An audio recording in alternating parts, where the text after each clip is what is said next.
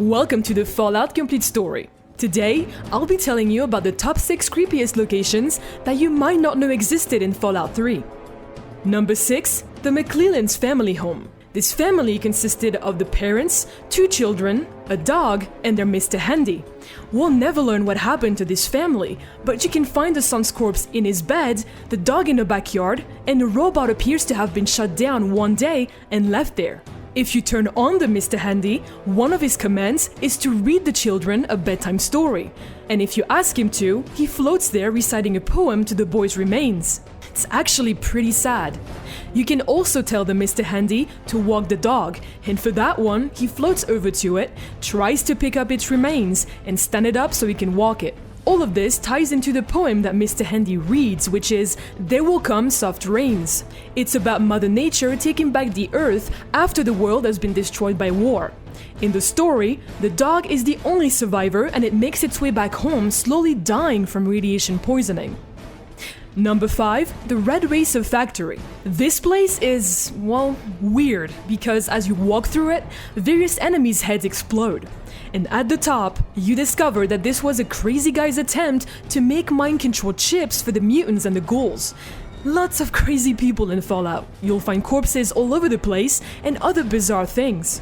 Number 4. The alien crash site. It's an interesting discovery, as you'll even find the body of an alien, but it's a weird one because there isn't any story or anything related to it. You can just take the alien rifle off the ground and keep wondering what the deal with this is. You at least learn about the aliens in the Mothership Zeta DLC, but still, creepy alien crash site. Number 3. The radio signals Oscar Zulu and Yankee Bravo. You come across Signal Oscar Zulu as you explore the wastelands, and when you turn on the radio tower, you hear a father begging for medical attention for his son. But the mystery gets even more confusing, because when you get to the man's location, you'll find the skeletons of 2 adults, tons of medical supplies, and no child. When you turn the other signal on, Yankee Bravo, you'll come across a gurgling noise, and once you travel to its location, you discover tons of ghouls surrounding the radio. So much for helping them. Number 2. The Point Lookout DLC. Be careful when you walk through the secret bog, because when you find the Mother Punga, you're about to see things, literally. You see a new version of the world you were just in that ends with a nuclear explosion. Maybe it was just a vision of how this whole mess started?